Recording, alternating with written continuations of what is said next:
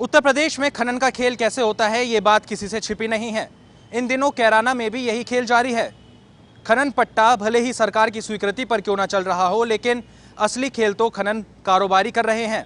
अब इसे खेल कहें या पर्यावरण से खिलवाड़, खनन कारोबारी के आगे मानो हर शब्द छोटा है। कैराना खादर क्षेत्र में कैसे खनन कारोबारी नियमों को ताक पर रखकर अपना कारोबार आगे ले जा रहे हैं, ये रिपोर्ट देखना आपके लिए बेहद जरूरी हो जाता है।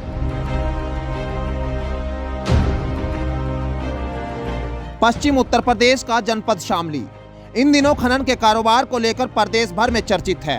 यहाँ यमुना नदी किनारे कई इलाकों में बड़े पैमाने पर रेत खनन का कारोबार हो रहा है। हरियाणा, दिल्ली व उत्तर प्रदेश के बड़े कारोबारी यहाँ खनन के कारोबार में लिप्त है और नियम कायदे कानूनों को तो ताक पर रखकर खनन करते हैं। इन खनन माफियाओं को न तो प्रशासन का डर है, न ही पुलिस का। एनजीटी के नियमों को ताक पर रखकर यमुना नदी के बीच भारी पोकलैंड मशीन उतारकर खनन किया जा रहा है। इतना ही नहीं, खनन माफियाओं ने यमुना नदी की जलधारा को भी मोड़ दिया। माफियाओं ने यमुना नदी के बीच में भारी वाहनों के आवागमन को लेकर नदी के बीच कच्चा पुल बना दिया, जिस पर रेत के वाहनों को यमुना नदी के बीच से निकाल कर लाया जाता है। माफिया सूर्यास्त के बाद भी रात्रि में यमुना नदी से रेत खनन करने से बाज नहीं आते।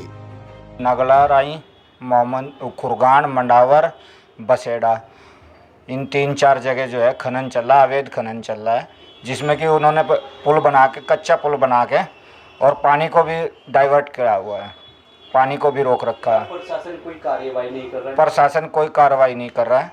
प्रशासन की मिलीजुली भगत से ये काम हो रहा है।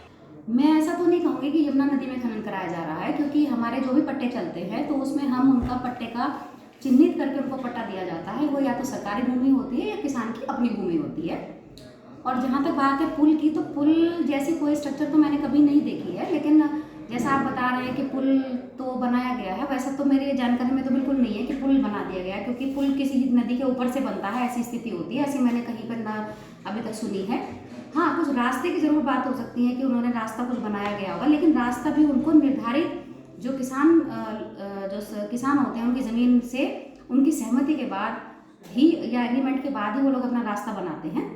और अभी हमने 10 दिन पहले भी एक निरीक्षण किया था, जिसमें कुछ किसानों का जो है एक उन्होंने अपना ज्ञापन दिया था, एसडीएम के यहाँ भी दिया था, डीएम साहब के यहाँ भी दिया था, जिसकी हमने जांच भी की। तो उसमें से किसी किसान की जो उन्होंने बताया था, तो किसी भी किसान की ज़मीन वहाँ नहीं निकली। उसमें हम सीओ साहब और एसडीएम साहब हम सभी ने मिलकर और पटवारी के से जरीब डाल के बिल्कुल मिनट टू मिनट पैमाइश कराई, लेकिन उसमें से किसी जो भी शिकायत करता था उनमें से किसी की भी ज़मीन नहीं निकली। तो अक्सर ऐसा मैंने देखा है कि वो झूठी शिकायतें होती हैं, लेकिन फिर भी आपने अगर कोई संज्ञान दिया तो मैं उसको वहाँ पर दिखाऊंगी और एसडीएम साहब के साथ जाकर वहाँ पर दोबारा से निरीक्षण करूंगी। सुना आपने, एक और तस्वीर चीख चीख कर सच्चाई भी आकर रही है, वहीं दूसरी ओर खनन अधिकारी रंजना सिंह खनन कारोबारियों की इस तरह पैरवी कर रही है मानो उन्हीं के संरक्षण में सब कुछ चल रहा हो। ऐसे में जब खनन कारोबारियों के साथ प्रशासन के सुर मिले हो, तो फिर किसी और की क्या मजाल कि उनके ऊपर सवाल उठा दे।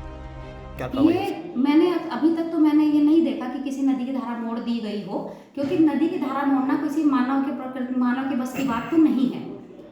कई बार ये अपनी ज़मीन के लिए उसका उपयोग कर लेते हैं, लेकिन उसमें नदी की धारा मोड़ने की ना तो इनको कभी अनुमति दी जाती है और ना मैंने ऐसा कोई देखा है कि नदी की धारा मोड़ दी गई। अक्सर ऐसा छपता ज़रूर है कि नदी की धारा मोड़ दी गई है, तो क्या हम ये बता सकते हैं कि पहले वो कहाँ बहती थी? हम ये भी तो पहले नहीं बता सकते ना कि वो कहाँ बहती थी। और नदी अक्सर बरसात के बाद में अपनी जो स्थिति है वो आज से भी चेंज कर लेती है, हर बरसात के बाद अपना कोर्स चेंज करती है। तो मैंने आपसे जैसे बताया भी कि जो खनन पट्टा दिया जाता है वो तो सरकारी भूमि में दिया जाता है या किसान की निजी भूमि में जो परमिट दिए जाते हैं, तो उनमें ही निश्चित उनको काम करने के लिए पाबंद भी किया जाता है। हम समय समय पर निरीक्षण भी करते हैं, तो ऐसा नहीं है कि उनको नदी की धारा में काम करने के लिए अनुमति दी जाएगी।